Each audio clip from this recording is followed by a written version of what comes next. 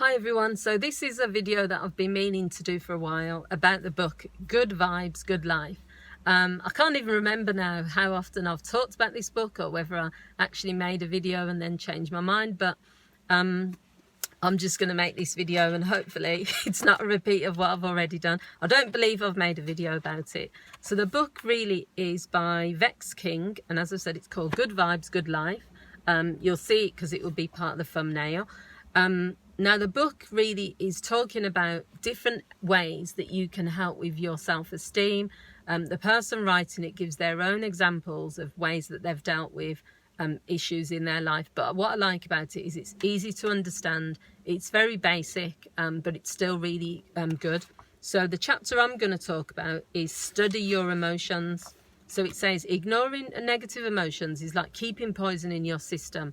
Learn to understand everything that you feel. The aim isn't to force positive thoughts, but to transform the negative ones into something healthier so you can feel better.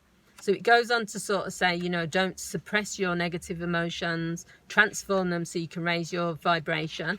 It gives an example of a client and how they were getting obsessed with someone not texting them back. This is quite common with not only the clients I work with, but lots of people where one thing happens in their life and then they sort of go down a spiral of assuming that this is why. So you don't receive a text back from someone that you've been texting, so you assume they don't like you anymore. You assume they don't like you because you're worthless. You assume that you're worthless because that's what you've been told. You believe that because you've been told that, it must be true, you know, and it just goes on and on in a cycle. So it talks about how you can transform negative emotions. The first step is to identify your emotional state. Many people don't sit and think, how am I feeling? You know, if I sometimes ask my clients, what do you feel right now? Or how did you feel when that happened? They can't get in touch with the feelings. Sometimes they'll talk about the thoughts instead.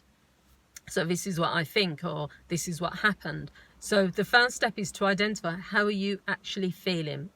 Once you've identified the feeling, the next step is to challenge and question why you're feeling that way. So you might say, I'm feeling unhappy because someone hasn't texted me. So let's use the texting example. My friend or partner hasn't texted me back. So you challenge them what the thoughts are, instead of you then going off down on a tangent to say, they haven't texted me back because they don't like me anymore. They haven't texted me back because of this, that and the other. You start to say, well, maybe they're busy. Or what evidence do I have to suggest there's anything wrong with what's going on? Or why am I putting it all on me? So you would start questioning it. The third stage is, after you've kind of questioned the emotional state, is to understand. So this step is all about appreciating the deeper meaning behind the emotion. So if you're feeling that you're not good enough, or your emotional state is always taking you down a path of negative thoughts where it's always coming back to you and negative things about you, understand that that's not helpful for you, and also understand, what does it mean? So when I say to myself that I'm not good enough, when I say to myself that because someone hasn't texted me, that means I've done something wrong or I'm worthless. What does that actually mean? Does it mean that I'm actually worthless? Could there be another possible explanation? Am I reading too much into this? Am I overthinking? Am I being unkind to myself? So the fourth thing is to replace the thought. So the negative thought becomes, instead of it being disempowering, you turn it into an empowering thought. Now that can be hard for lots of people because your mind is going to be programmed to respond to what you've been feeding it. So there's this thing about feeding the emotion. And if you continuously feed the emotion negative thoughts and you just back them up and say, yes, that's true, that must be true, that's right, I agree with it, then your mind thinks that you love it, you love the negative thoughts, so they'll send you more. Whereas if you replace it with empowering thoughts, so you start to say, you know, rather than I'm worthless because someone hasn't texted me back, someone hasn't texted me back, that's not a very nice thing for them to do. Or someone hasn't texted me back, I don't know the reason why they haven't, so I'm not going to stand here and think about it. I'm just going to let things go. If they want to text me back, they can. And the fifth and final thing is to visualize. Visualize yourself handling the emotion. Now, I tend to recommend visualization exercises to lots of my clients when they're feeling low about themselves. So what I tend to do is ask them to describe their best version of themselves, and then for them to visualize that every single day until it becomes true. Visualization is so powerful.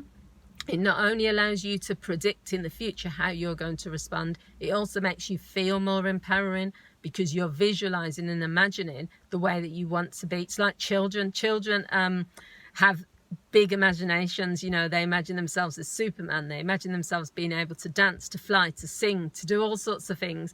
They're not there yet. You know, when they're putting on their dressing up costumes and they're pretending they're doctors and they're doing all sorts, nothing holds back their imagination. But sometimes for those children, they become the thing that they visualize themselves at as a young age. They become that as an adult. So I hope you found this video useful. The book is called Good Vibes, Good Life. It's by Vex King. It's quite a cheap book, actually. Well, not cheap, but yeah, it's reasonable priced. You can get it on Amazon. And I hope you found this little clip where I've just talked about one chapter in the book useful. Thanks, guys. Bye.